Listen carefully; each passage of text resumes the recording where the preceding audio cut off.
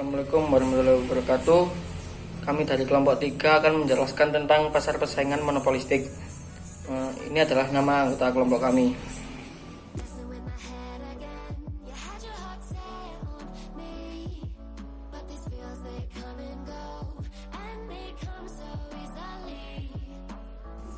Definisi pasar monopolistik.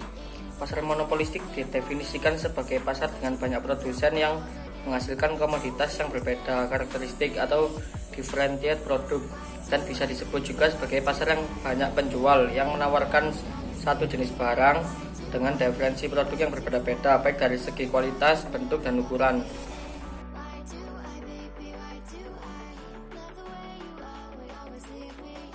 Selanjutnya ada ciri-ciri pasar monopolistik. Ciri-ciri pasar monopolistik yang pertama yaitu jumlah produsen yang sangat banyak. Pasar monopolistik memiliki pangsa pasar yang kecil karena produsen banyak dan produsen tidak bisa menentukan harga mereka sendiri. Yang kedua, adanya diferensiasi produk, yaitu penciptaan produk baru yang berbeda namun serupa dengan produk pesaing. Yang ketiga, bersaing dari segi kualitas, harga, dan pemasaran. Yang keempat, produsen bisa bebas keluar dan masuk pasar, yaitu tidak adanya hambatan bagi produsen yang ingin menjual produk mereka.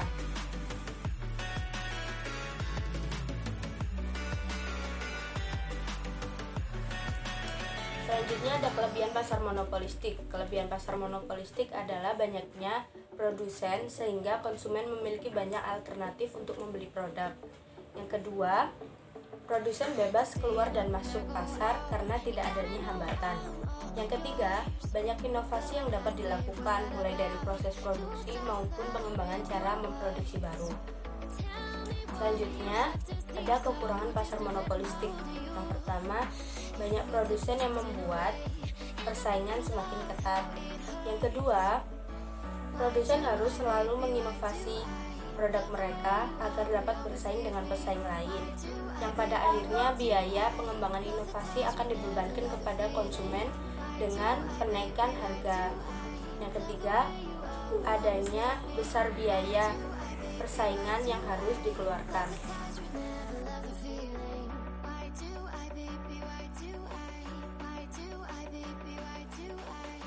Contoh pasar monopolistik.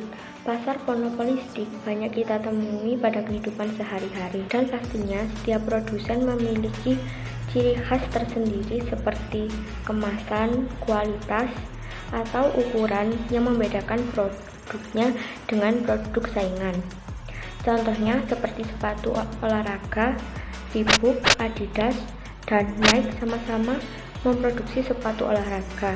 Namun, masing-masing merek memiliki desain, keunikan, serta keunggulan yang berbeda-beda.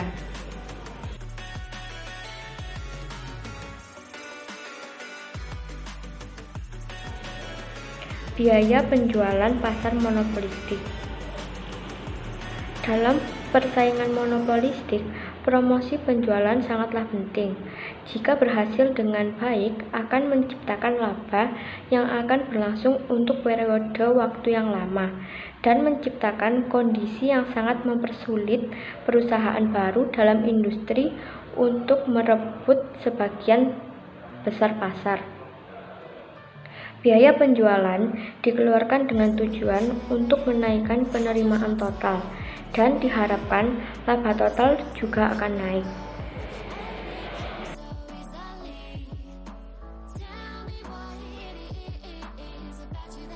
Persaingan harga pasar monopolistik. Harga yang terdapat pada pasar monopolistik bisa dipengaruhi perusahaan dengan layanan khusus, merek yang sudah tercipta pada konsumen, dan pengaruh iklan. Dalam penentuan keuntungan atau kerugian suatu perusahaan pada pasar persaingan monopolistik hampir sama dengan perusahaan pada dasar monopoli, dan perbedaannya hanya terletak pada jumlah permintaan.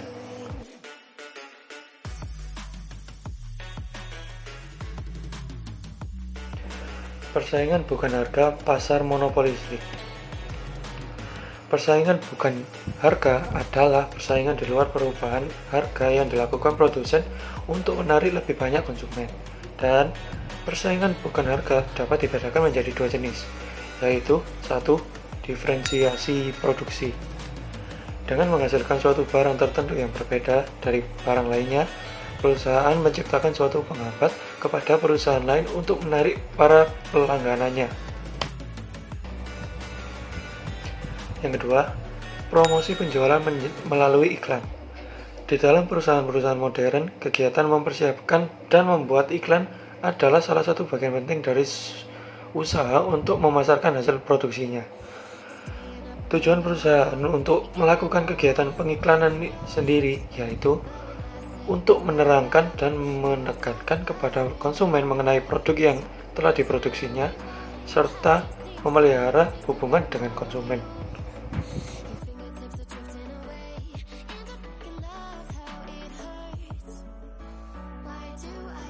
Yang terakhir, ada keseimbangan pasar monopolistik.